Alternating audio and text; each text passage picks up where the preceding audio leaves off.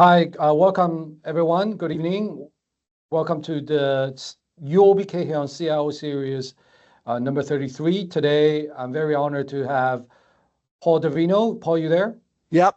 My colleague and executive director and U.S. strategist to talk to us about what's going on with U.S.-Iran, also a little bit about the U.S. domestic politics, and obviously implications to the Fed, the interest rate, the U.S. economy and markets. So a lot to talk about. And I used the Wealth Monthly title for today's event, the Fed Wildcard meets oil shock. That is the key takeaway, one of the key message from us since the beginning of the Iran conflict. And again, a reminder to follow our research as much as possible. We are one of the few brokers now offering a full suite of bilingual English plus Chinese research for private wealth clients. And here's the list and also the link to the latest Chinese file. Contact research at uobkhian.com if you want to sign up for the access. Also, today's event, if you want to view in a different language, you can turn on the subtitle and then use the translation feature in Microsoft Teams to translate the content today in, live.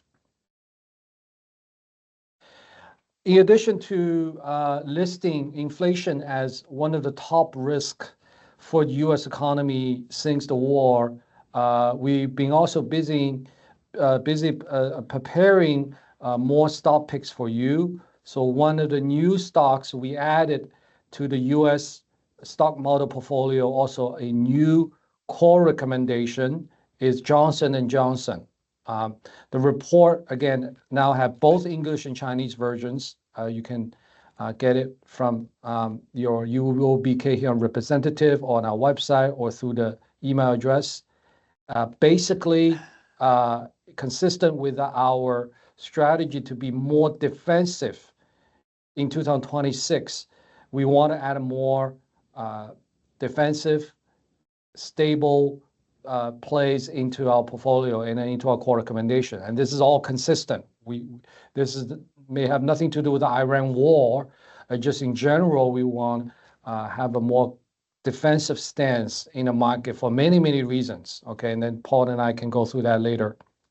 And Johnson & Johnson is one of those companies. It's a AAA rated, credit rating, AAA rated company, showing that has really good financial balance sheet, even better credit rating than the U.S.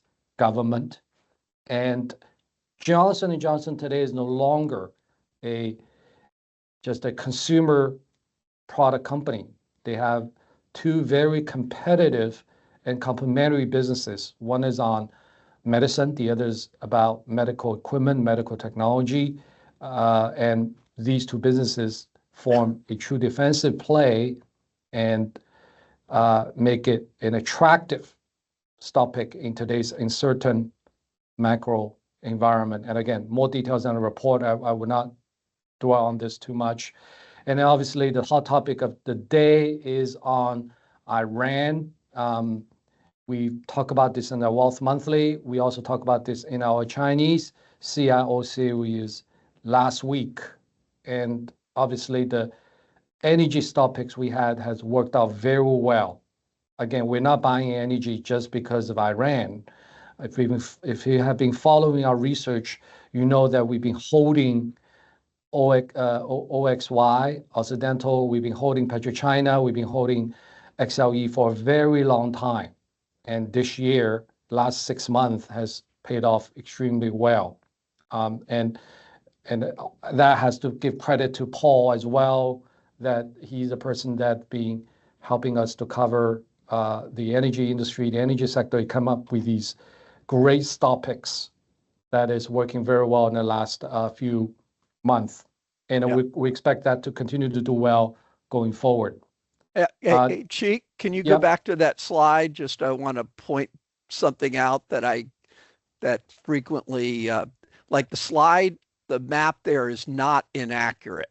20% of the LNG is coming from the Persian Gulf, but very often you hear people conflate LNG with natural gas because they are, it is the same thing in one way, but LNG is liquefied natural gas, and only about 18% of all natural gas winds up getting liquidated.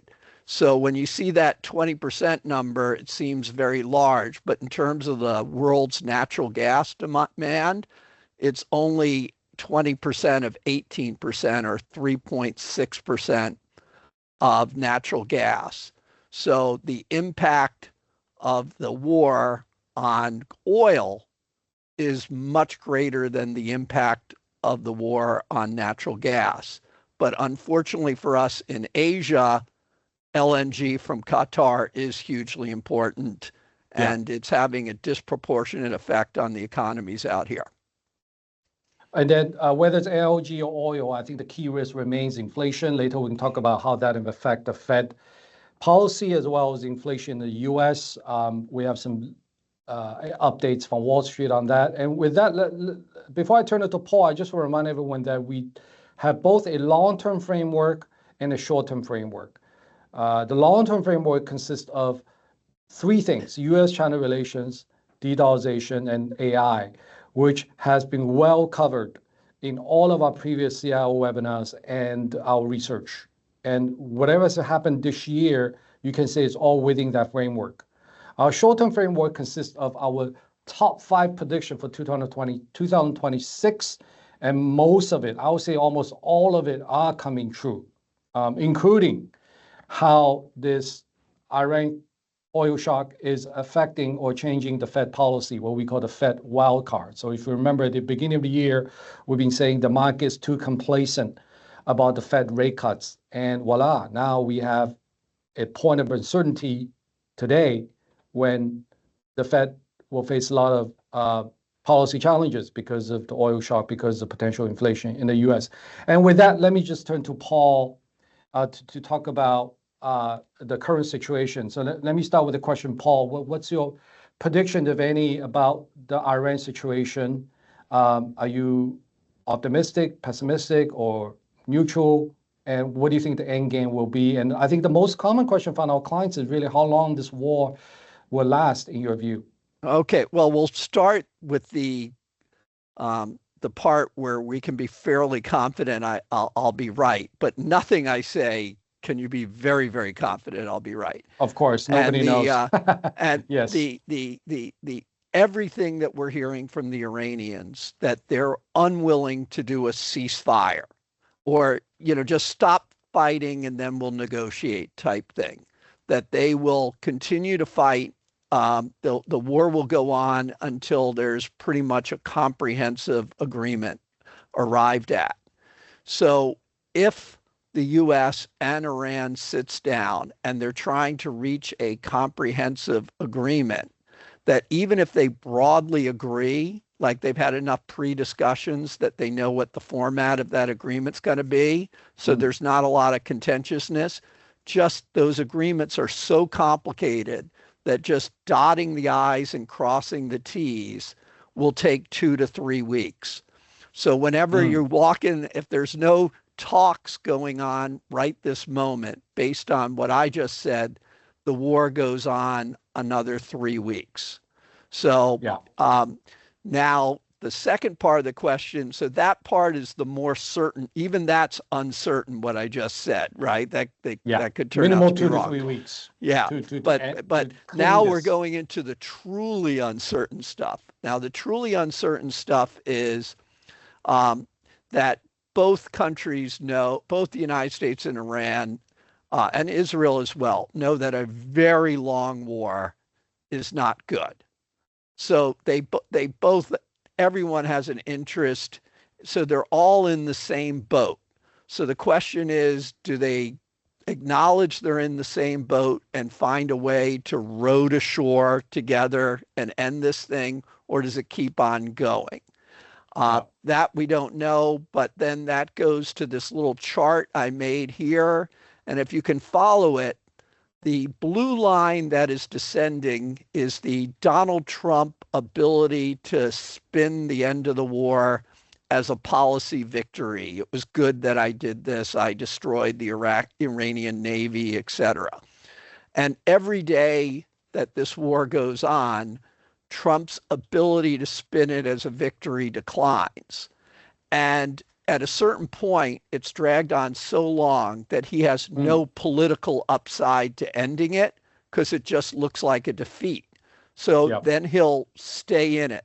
So if you imagine from the Iranians' point of view, that they basically overplayed their hand by allowing it to go on too long. And then they got to the point where Trump is not nearly as motivated as he was before to end it. On the other hand, the red line is Iran saying, look, we don't want to become Syria. We don't want to become Lebanon. We don't want to be a place where the Israelis figure every 6 or 8 months we can do a bombing raid and blow some stuff up with impunity. Yep. So what they're trying to say is we want this thing to be permanent. And the way we make it permanent is to basically, to use the expression, you want to teach the child that the stove is hot, right? If the child touches the hot stove, he knows not to touch it again. So the Iranians want to make the war last long enough that they realize that attacking Iran is a very painful thing to do, and it dissuades Israel than the United States. I think they kind of know that the U.S. has got to be eager to do it again, from attacking them again. So if you look at this chart I did here, there's sort of the magic cross there, where the Iranians' goal of keeping in the war as long as they, for a long period of time to sort of, teach a lesson that, that it's not a good idea to attack them. It's painful to attack them. And the idea that you have to end it before Trump does, just sees it as a total loss and he stays in it, right? Iran doesn't want to be like Ukraine, who had a very early victory in its war against Russia and sort of overplayed its hand and stayed into the war. And the extension of the war hasn't really benefited Ukraine. So here you go. So basically, this is why this sort of logic is why the market hasn't gone into a panic. They look, some variation of my thinking here is in the market. And the assumption is that this war is going to end in a month or 2 months. It's not going to drag on much longer than that. And of course, once you hear that they're sitting down and talking to each other, even though that doesn't mean there's 100% chance they'll arrive at an agreement, once they're sitting down talking, is that the market's going to react very positively because they'll assume that the chances of the war ending are good. Now, the last little point I'd make, because you're just dealing with what's happening now, everybody sees that the futures are up because Trump said something. There's got to be Trump kind of said exactly what you said. You wanted to end this war today, correct. Right? But you said it before too. So no one can really trust him on that front. Yes, but the key thing that you should listen for whenever he's made these comments is, does he include Israel in the comments? Yes. Because when he's just kind of riffing, as they say himself, saying Trump stuff himself, it's not really meaningful unless he includes Israel and says, yes, the United States and our partner Israel, whatever he wants to call it, we want to do this. Because the war doesn't end unless both, the Iranians aren't going to do stop fighting the United States and keep fighting Israel. It's that they only, they're got to say both parties everybody has to stop. So let's be hopeful that we start hearing Israel wants to end the war as well. But when we don't hear that, your assumption should be that it's a false alarm. So did he mention Israel this time? No. Today? No, but it might be tomorrow, later today, we could hear it. That's what I'm saying. I'm not saying that that's an impossibility. I'm just saying That's sort of Yes. your confirmation that this time it's a little bit different, a little bit more serious. And I think, just back to what you said, I think we had that a bad example before when I think a few weeks ago he said something about withdrawing or ramping down, and Israel said we have no idea what you're talking about. Remember that? Yeah. We have no idea what the U.S. is talking about. So that's kind of a head fake, a false signal that the U.S. wanted to end this. But to recap, it seems like the market is optimistic because the market believe all three parties are insensitized to reach a deal to end this. No one want a long, drawn-out war. Am I getting this right? Yeah, and That even Israel. I think you have to assume both Russia and China are advising Iran not to, they're probably saying you're doing a good job, but don't overplay your Don't hand. overplay it. Yes. Yeah, Don't make it into a mess that you cannot control and nobody can control. Like World War III eventually, yeah. if things get out of hand. Okay. So I understand now. So we should be watching Trump. We should be watching how Trump's comments relates to Israel and then Israel's response. And ideally, a real peace signal is if the U.S. and Israel decided to announce or do something together. Is that close to what No, you say? I don't think you need to hear. I think all you have to do is hear the United States saying Israel will go along with what we agree. That's all you need to hear, right? Yeah. You don't need Israel to, to be part of it, right? So I don't think they're got to be at the peace talks. If there eventually are talks in Islamabad, I don't think Israel will be at the table. Okay. Hold your thought there. I have a question also on the domestic politics because I think too much focus is also now on the Middle East. I think people kind of forget what the domestic political landscape look like and how that may affect that. But given the time constraint, maybe we'll move it towards the end. Let's give it more time to think and talk about the financial market implications. Can we talk a little bit about whether this war ends or not, and the oil shock, how that may affect the Fed's thinking? What's your take on the Fed's latest statement, and how you think this rate trajectory will play out through 2026? Yeah, well, this slide here is based on Powell's speech yesterday at Harvard University, or his talk at Harvard, where he said the Fed is in a good place. And what does he mean by that?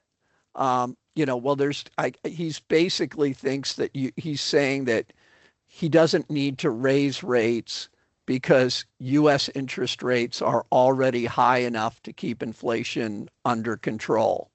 So and so to kind of see what's going on there, I kind of did a contrast between the Fed and the ECB. So if you go to the next slide, I think that should be the thing. So, okay, yeah.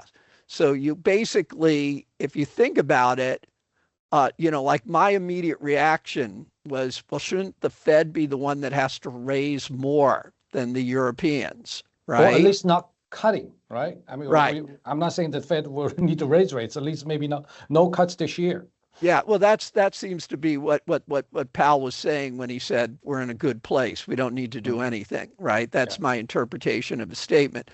But what I was saying at the beginning of the year, the Europeans had already gotten inflation down to their 2% target, whereas the U.S. was still at 3%, a good 1% away from their target.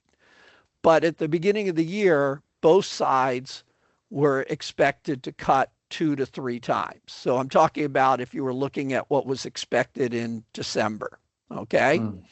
And then if you go to the next slide, you'll see where we are now. So basically, we know that, inflation is going to tick up because of higher energy prices. The Fed and the ECB are going to be very cognizant that this is a supply shock. And therefore, raising interest rates is not exactly the first line of defense to fight inflation that way, because basically raising interest rates doesn't unblock the Straits of Hormuz. But nevertheless, you're got to have inflation up, and it is dissuading them. The market's saying that's going to dissuade them from cutting. And you can see here, I put down like, J.P. Morgan saying that they expect inflation to rise in the U.S. to 3.5%, and Commerce Bank 3%, and the OECD said if everything goes bad, you could have 4% inflation in the U.S., and you could also have inflation at 2.7 or whatever. They're a little different on the Eurozone. So inflation's going to go up. But look at the difference in response. Now, this is not exactly what the Fed is saying, but it's what the market is assuming. So right now, the Fed funds is in the 3.5 to 3.75 bracket. And the expectations, according to the future market, is no rate cuts and a slight, kind of a potential for one hike. If you look here, before the year ends. So it's not even, a probability, right? Whereas in Europe, even though they started with inflation already under control, there's potential that they're going to hike 2 or even possibly 3 times. And the difference is, you say, well, this makes no sense. The Europeans already had inflation under control. Why do they have to react more? And it would appear to be the difference is that U.S. rates are already higher at 3.5, 3.75, and the European rates already at 2. So that's why you had this sort of reaction. And if you say, okay, and you got to remember, this is not exactly what the Fed members are saying or the ECB, but this is what the market is saying. The market expectation. I understand. Right. Yes. And if you sit there and say, okay, what is the bond market's verdict on this? Because obviously, if the bond market's thinking that the Fed will react in insufficient way, or the ECB in an insufficient way, you'll see that in the bond market. And the reaction of the bond market for both the U.S. 10-year and the German 10-year Bund, which is the benchmark for Europe, is almost identical. They're both up 38 basis points. So their policy response, obviously if they did a strong policy response, actually, or were expected to do a strong policy response, probably those yields wouldn't have gone up so much. But if you look at the long-term range with the U.S. 10-year right now at like 3.3, 4.3, 4.4, it's in that range there. It's right in where it's been for the last year. So it's no great shake. So you're basically saying both of them are having moderate policy responses, are expected to make moderate policy responses. In the case of the U.S., that means leaving rates unchanged. In the case of Europe, that means raising them 2 times. And that moderate response, will keep, bond yields from going crazy. That's really the reaction. They but could versus still go 3 cuts earlier this year. This is definitely a disappointment, right? Well, definitely. It wouldn't be a disappointment if you were saying the cuts are disappearing because the economy was cooking. But, economic growth is not going to be great. So this is just overall disappointing, right? You're not going to get the cuts, and the economy is not going to be great. Okay. So we talk a lot about the market expectation. Your take is, should we go with the market view, and do you have any bias in terms of where the Fed is going, negative, positive? Do you think Fed will be more hawkish heading to 2026? Or I think, kind of my, thing is that right now the Fed is not too concerned with the labor market. Labor data has been mixed. The headline numbers have been bad, but the unemployment rate is, hasn't really gone up much. Weekly jobless claims have remained contained. So in that respect, I think the Fed, if it really wanted to, would have the ability to maybe raise once, which would probably really send a message that they're in inflation fighting mode. But my sense is that you're going to have bad job numbers. And I think the Fed will be not, they'll feel like their hands are tied. They can't raise rates if the job market is not doing well. So I think we're stuck with kind of a unchanged, with the Fed holding, holding rates where they are and crossing their fingers that inflation doesn't really pick up steam. And it's sort of you have this one-time jump in inflation due to the higher energy prices, and it's an exogenous event. And maybe the war ends and oil prices drop, and you have some disinflation, and all's well, it ends well. So so basically, I'm saying there's a certain amount of uncertainty, and the uncertainty comes from the economy. But it sounds like I'm cheating and not giving an opinion, but my one opinion is that you're going to continue to have bad job numbers, and that's going to make the Fed very reluctant to raise rates. Yeah, that's actually, ironically, that's a positive thing, that the economy weakens for some reason. But what I take from you is that how long, again, back to our first question, is how long this war will last and how much oil price will go up further, how long the oil price will stay above $100. I think that could be key, because do you agree that if, oil price remain at the current range for an extended period of time, the U.S. eventually have to see pretty severe inflation? Well, if you look at, we have a slide coming up at the end that compares, keep going till we'll just go to the, keep going. There you go. Nope, it's a chart. It was that line chart. There you go. So this sort of puts it in perspective. Most people don't look. Most people are all focused on the spot oil price, which is clearly very tight. And frankly, I'm, looking at the numbers, I'm sort of surprised it hasn't even gone higher, right? And you can see how high we use WTI on this chart instead of Brent, but you can see it's over $100 a barrel, and you can see how it jumped. But look at the February 2027, the purple line. So that's what the price of oil is. That's only at $74, right? So the impact, once again, it's the same thing that we start off saying about financial markets seem to think that everyone's in the same boat and they're going to find a way to end the war.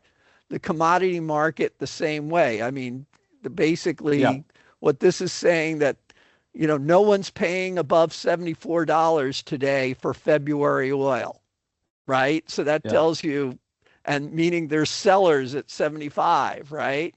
So that tells you the price, what the market thinks. So to go back to your question, is the market is very often correct, but also sometimes it's wrong. So, well, actually, I want us to say the market is wrong, because this is called contango, which is you have a huge discount of the long-dated futures, oil futures versus near-dated. No, you have to correct you. It's people say some oil traders believe, and again, there are different views out there, backwardation is actually really bullish for oil prices, not bearish. So again, just want to present a different view on the same topic. Yeah, the future doesn't, you're right, the future does mean the expectation, but sometimes the expectation could change and the final outcome could be that oil price go higher. So the backwardation is not necessarily, we can Google this to use AI. Really, with backwardation, really a bearish signal for oil price or not. And most cases, I think, come up with. Let me burnish my bona fides here. Like most people know, I was a commodity trader for many years. What's your take on that? And the expression, the way you said it, you get a little bit of a slap in the commodity thing. It's not that inverses, like I was a snobby commodity trader. We called them inverses and not backwardization. And the expression that you learned on the job was not that inverses are bullish, but the expression you learned was tight markets build inverses. So Yes. very similar to what you said, but you know, you're in the business, it's a nuance, right? And the answer is that the sign that the market's inverted means that oil is very tight. People need it now and they're paying up to get it now. And Yes. so it Extremely tight in the short term. right. And so, you know, It and doesn't so mean if relaxation in the long term. Not right, does not necessarily mean relaxation in the long term. right. So if it, and if nothing goes to solve the problem, it'll, you know, it'll get tighter and it could get Yes. more inverted. But once it starts uninverting, I mean, once things loosen up, that inverse disappears very, very quickly, right? And Yes. brutally. Okay. Um, Yeah. so We, there, we can talk more about oil in a second. So the Fed on the Fed issue, what's your take on the stock market as in general? Let's well, say now we do you think that the market S&P 500 has pricing this disappointment? We both agree that in the beginning of the year 3 rate cuts. Now the probably no rate cuts, maybe even a slight chance of rate increase.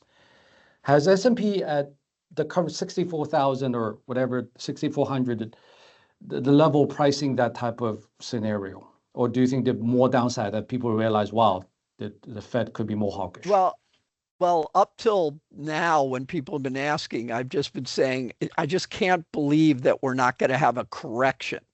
Now we're Mm, only 1% away from a correction. I can't really say that because it's a little bit meaningless.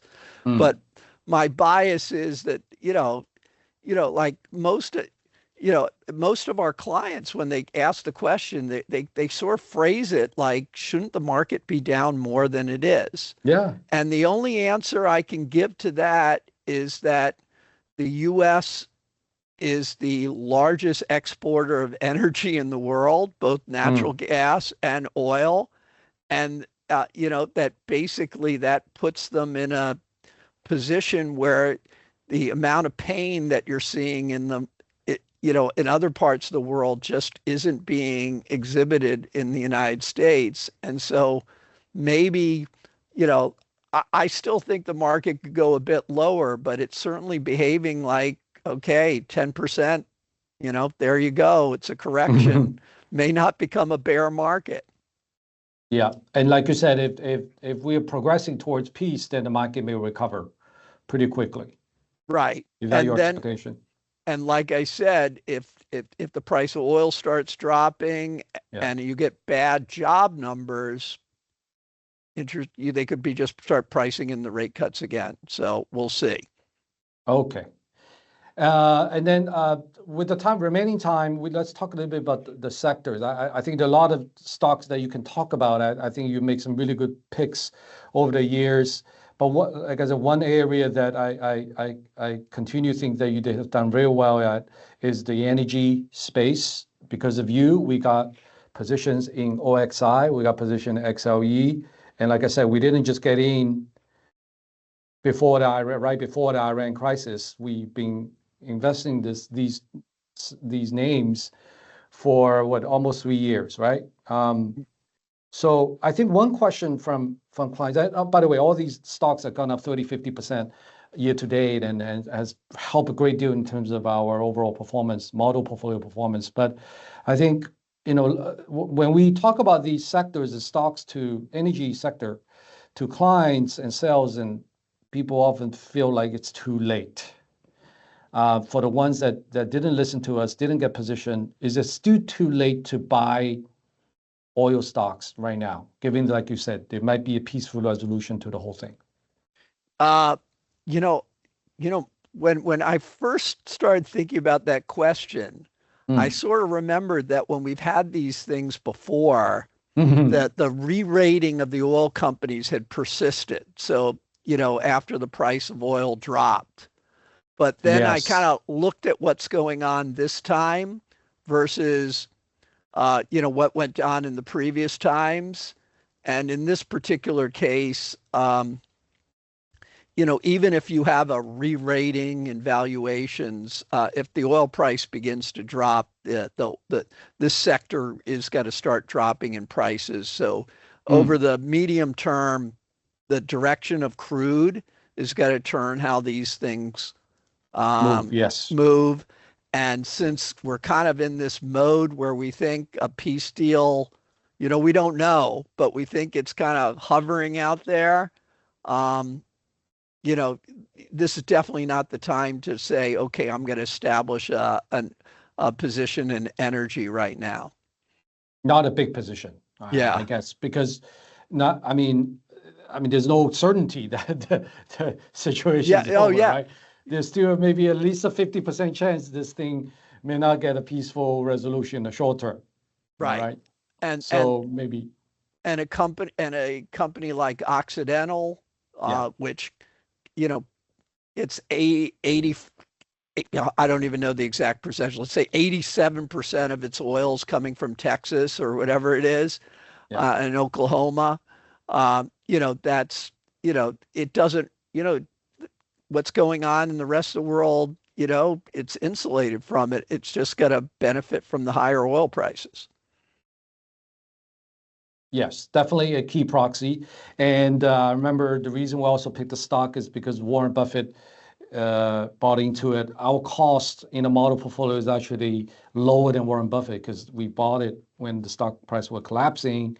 And there's also, I understand, apart from the oil price, the oil industry fundamentals, OXI, also dental, also going through a bottom up company specific changes that's improving its cash flow, improving its financials, improving possibly dividend payouts in the future. Am I right? Yeah, I mean that's there's always two sides to another coin. If you were just like, you know, if like for instance, one of the if you look at the history of Occidental, is that it got levered. It put on a lot of debt to do a major acquisition. And it's been digesting that acquisition for some time, and it felt that it should be conservative and lower its debt levels. And since that wasn't happening as quickly as people had hoped, its share had kind of, not done the greatest. No, it And they made, underperformed. Yes, yeah, underperformed both and, the market and the sector before, but now right, I think has done it particularly well.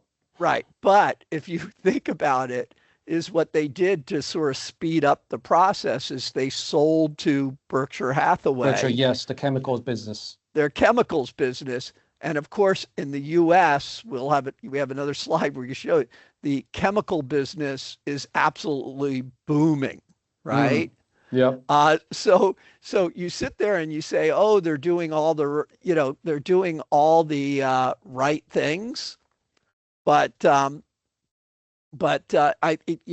but but basically doing the right thing, it would have been great if they had hold on.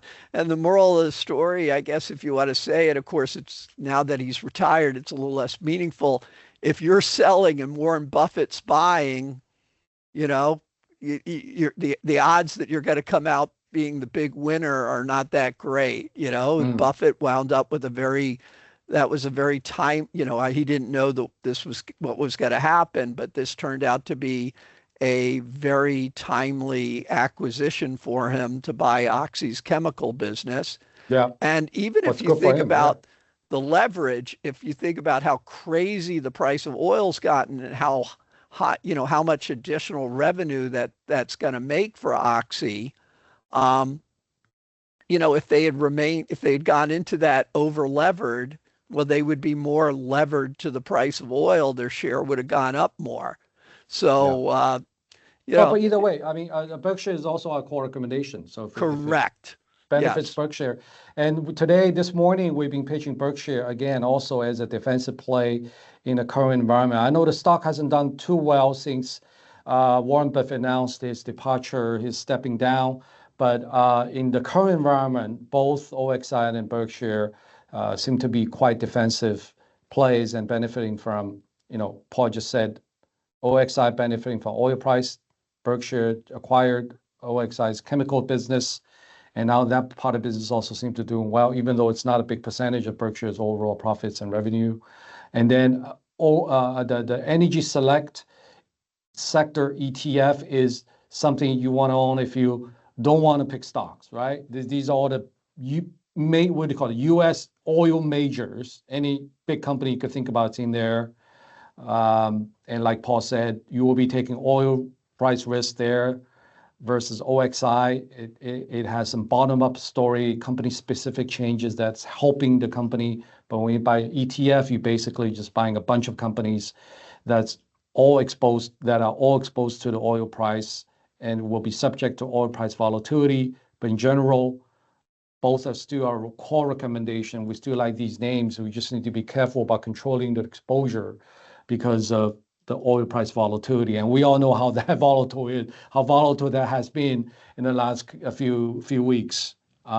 So Paul, besides oil, with the time remaining, maybe 5 minutes, talk about any other interesting opportunities from this. Have you prepared any? I think you have a slide here, talk about renewables. Why don't we, I think we'll get out of energy for a minute, even though that's interesting, but go to the slide with that actually Jeffrey made with, he sort of said like secondary things, because that kind of feeds into something that I already we may not have it here, but go ahead. Okay. Well, basically one of the things that it pointed out, and I kind of wanted to because it's, when I started off by saying the US is more insulated. Now, one of the things in that slide, and it doesn't matter that it's not there, I could just say, is that the US, among the best performing stocks since the war started, have been the US chemical companies. Your Dow's, your DuPont's, who's the other, and I'm not saying Lyondell-Bessel correctly, but there you go. Okay. And the reason being is different from the rest of the world. Here it is. There you go. You can see, look at Dow is up 36, Lyondell-Bessel's up 44. Different from the rest of the world, which uses naphtha as a feed, generally as a feedstock for chemical business. The US uses natural gas and NGLs, natural gas liquids.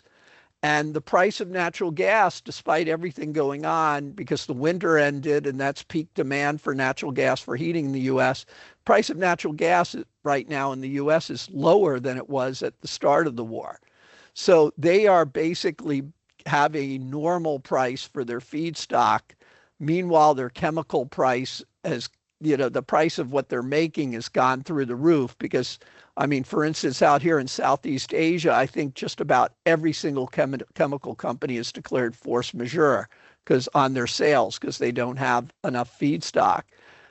So their margins, and on top of it, because the business was so terrible before the war, the U.S. companies were running at like 80% of capacity. Now they're running at 100%. So it's all good. It's all thing. So that's all I just wanted to point out, how the fact that the U.S. is energy self-sufficient, that, the chemical business in particular, if you hate to say it, but if you're a chemical executive in the United States, you just think this war is great. Well, chance of a lifetime. I mean, like you said, they'd be probably going through 10 years of down cycle, and then now you have this big break from Trump's attack on Iran. Okay, so now when you were saying what sector, I'm kind of got to give a what you call a negative proof here. If you go to the slides that show what stocks have dropped the most, let's keep that one. That's the the US one. Now, and there's the Europe, and I kind of characterize, but you can see these are the stocks since the outbreak of the war till yesterday have done the worst. Now, some of this, you can't lay the blame entirely on the war. It's idiosyncratic. Estee Lauder's stock dropped quite a bit after they announced that they were going to take over the Spanish company Puig, right? That really disappointed investors because it basically said the company is still continuing to struggle how to get their earnings and sales growth going again. But generally, you have a really mixed bag of companies here. Yeah. But the one thing that you really don't see on this list, right, is big tech. And for the last, I don't want to know how many years, let's say last 10 years, every time that there's been a correction in the US market or a bear market in the US market, when we've had clients saying, okay, I want to buy this, I'm bargain hunting, their bias has always been to buy, the Mag 7 or what did we call the Mag 7 before the Mag 7? I can't even remember. The fan stock. Yeah, the FANG stocks. FANG. Right. That was their bias. And what I'm pointing out here is that actually this time, this is not a buy list, but what I'm saying is there are no Mag 7 in here. There's no FANG in this list. And if you take the view when things turn around, that the things that drop the most are going to go up the most, well, then those big tech stocks aren't really what you want to jump into. And you could go into you'll probably have a better result by going into a broader selection of stocks. And you can see in the US, it's really a very diverse group that have kind of sold off along with the market. And if you go to Europe, it's a little bit more concentrated where you see the material stocks and the industrials, get more. You have also the home builders, which are interest rate sensitive, also take it. But basically, if you look at how much Europe's dropped, it's generally dropped a little bit more than the US, mainly because it has less tech. And the tech, Europe has dropped more because it has less tech, and tech is generally held up better. So basically what I'm saying is, if you decide the market has dropped enough, you want to put money in the market, try to think a little bit in terms of broad investments. Don't really focus on those big tech names, even though that has worked for you every single time for the last 5 or 6 years. This time, it really doesn't make sense for those stocks to lead the charge upward. Yeah. Okay. Let's stop here. And I want to leave some time for the audience to ask questions. So if any questions, please use the Q&A window to enter them in text, and we will answer them in the order to come in. And again, use your keyboard to tell us what kind of question you have for today's session, and Paul and I will try to do our best to answer them.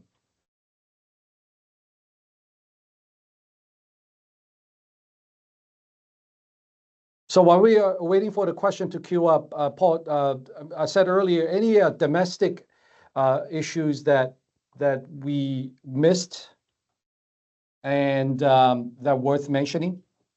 Not really in terms of, basically what I've been saying is there's very few big policy moves, or almost none, that occur during the second half of a president's second term. And that's the definition of Donald Trump.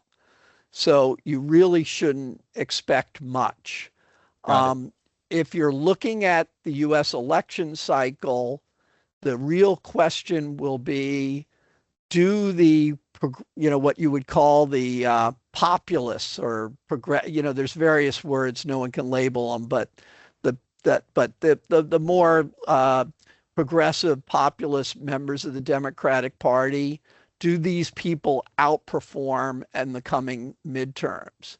Because the Democratic leadership has been of the view that these people need to be stifled, because although they may be very popular in the Democratic primaries when there's only Democrats voting, when it comes to the general election and you have to win over independents, these sort of, if you want to call them left-wingers or whatever you want to call it, won't do as well.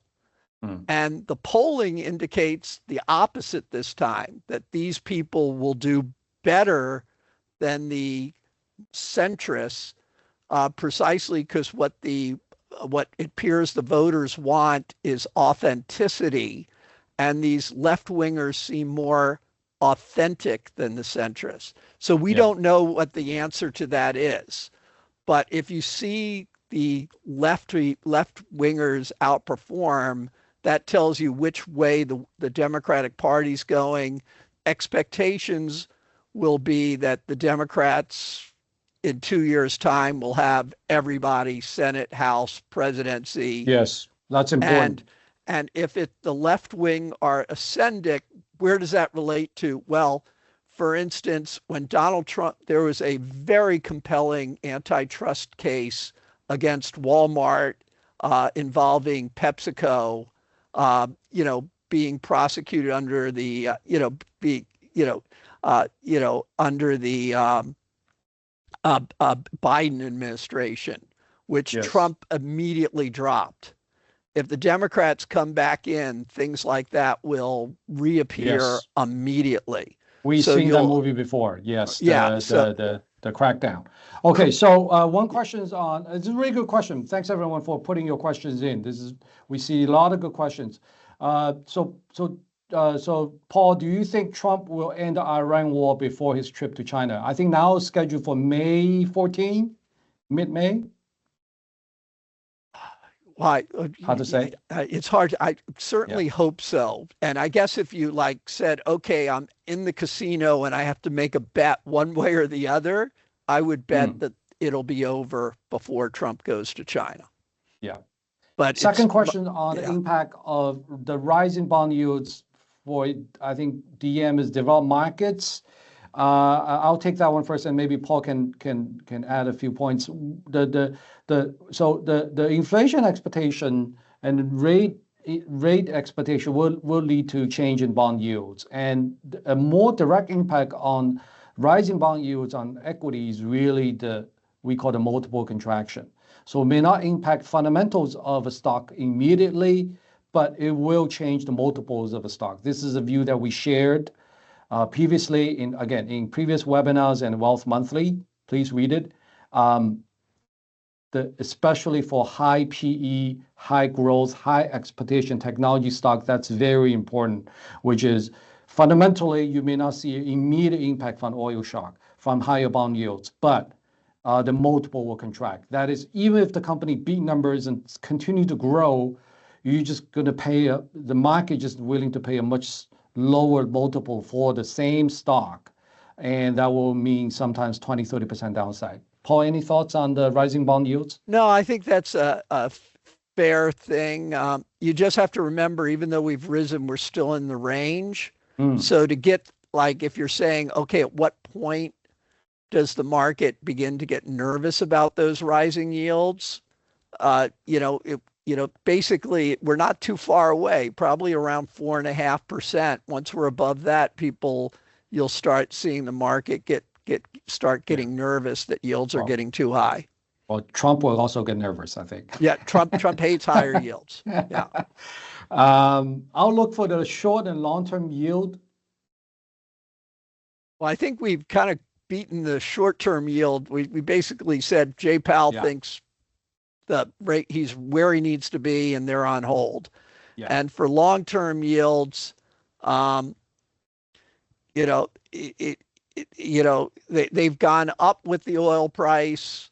If the oil price starts coming down, they'll probably go down with the oil price. And if the oil price goes up too much at a certain point, it starts becoming truly recessionary. Sure. And then, of course, it means yields will drop. So where that magic number is, I don't know. We could still go higher, but I think I think we're starting to bounce. We're closer to the top end of where the yields are going to go than definitely. There's more debt. There isn't a super amount of upside left on this thing. That's my view. In the short term, yes. Yeah. I agree. Again, this is a question on the U.S. policy. I'm not sure you know. I definitely don't have the answer. Is the U.S. policy and regulatory framework for electric vehicles? No, for the electrical vertical handling aircraft. You can see the question from here, right? Okay. Actually, Actually, I don't know the answer to that, but I know who's asking the question. And Okay, since I let's happen move on. to, Yeah. I happen to be friends with some people who are actually involved in those regulatory issues, I can ask them a question and Yeah. see where they think the future is going. But like in the The next question is on the petrodollar. Yes, I think this oil shock really has a petrodollar angle to it. As you know, Iran is reportedly allowing RMB denominated oil trade to go through, and U.S. has temporarily lifted the sanction on the Iran oil, and a lot of the oil might be traded in RMB. Who knows? But it seems like there is definitely a positive angle to the RMB, and we actually wrote about it today in a Wealth Flash published just 2 hours ago. So please check out that report. Does it mean that the U.S. dollar might be strengthening? The U.S. dollar has been strengthening through this war for other reasons, but I think it's really hard for us to tell what the short-term trend is going to be. Paul, you have any view on what the long-term trend is like for the U.S. dollar? well, you know, Mm, it's like it seems like the American government is doing everything it can to trash the dollar. So it's sort of amazing it is where it is, right?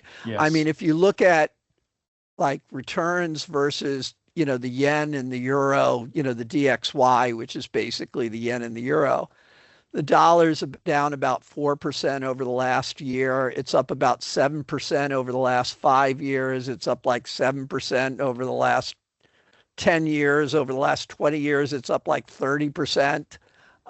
So, it's sort of amazing, given what they're doing to it. So, Yeah. I guess I just have to continue to be wrong and say, that the dollar is going to decline. But I agree. yeah, what to say, right? It Yeah. doesn't seem to happen, at least relative to these other countries. Well, one thing, when I asked you about the domestic issue, I was hoping to get an update on the U.S. federal budget and the debt situation. But today, maybe we don't have time to go through the details. But basically, what the markets kind of forget is that as the war goes on, the U.S. debt situation also got worse. I think the total debt just crossed 39 trillion.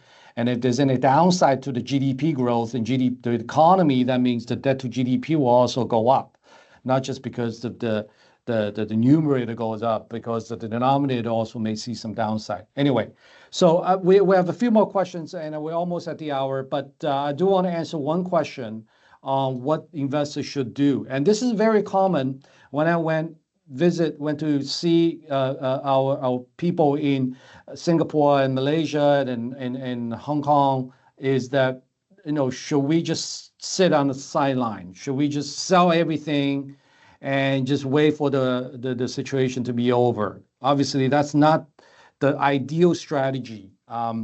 So despite that, all the work Paul and I have been doing to help you understand the short-term situation, the geopolitical risks, the fiscal situation in the U.S. and the Fed, all these are relatively fast-changing short-term things. As much as we want to understand these things, we always encourage long-term investing. We always encourage you to stay invested. Again, that's why today, at the beginning of the session, I talk about Johnson & Johnson, which is a new defensive stock we recommend as a core recommendation. In our model portfolio, whether it's China or US, we also have a bunch of other, we call it true defensive stocks that you should own regardless of the macro environment, regardless whether the war will end or not, regardless whether Trump will be president, or regardless whether US or China win the trade war. So this is the core thesis of our research. A long-term thesis is stay invested. It's just about what you invest in. Sitting in cash is not the ideal choice.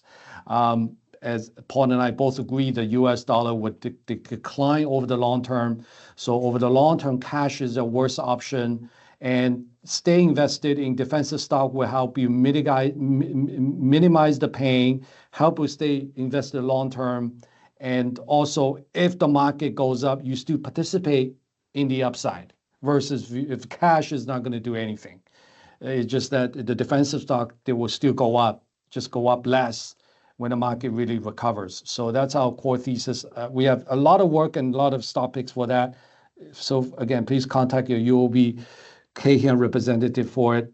And then last question, Paul, maybe you can help me. If you don't have an answer, that's okay. Is I think people want to know, are there any interesting defense stock opportunities or sector opportunities because of Iran? I mean, the defense stocks really didn't react very strongly to the war. I mean, it did react strongly before the war, but yeah, you're right. Since the war hasn't done much. Right. And so, the lesson of the war has been these extremely expensive defense systems that the U.S. aren't as efficient as that they would hope. So there's got to be some sort of rethought at the Pentagon. I mean, and we don't know exactly where the future money is going to be spent, and I think that's why the market is like it is. Whereas in Europe, with the Ukraine war, the Europeans hadn't been spending very much. Their increases in defense spending went directly to the traditional European defense makers, and that's why those stocks just went through the roof. So I'm basically saying this is not analogous to what happened in Europe with the Ukraine war. Yes, good point. And then I have to admit, this is an area that we've been constantly following and looking at, but just have not come up with a viable stock pick. There are some sector ETFs that you can look at, and we can follow up maybe after this call. And with that, let's end today's session. Thank you, Paul, for your contribution and great work on all of these topics, including the energy. And thanks to everyone's participation. Today's replay will be available on our YouTube channel as usual. Thanks again. I hope to talk to you again soon.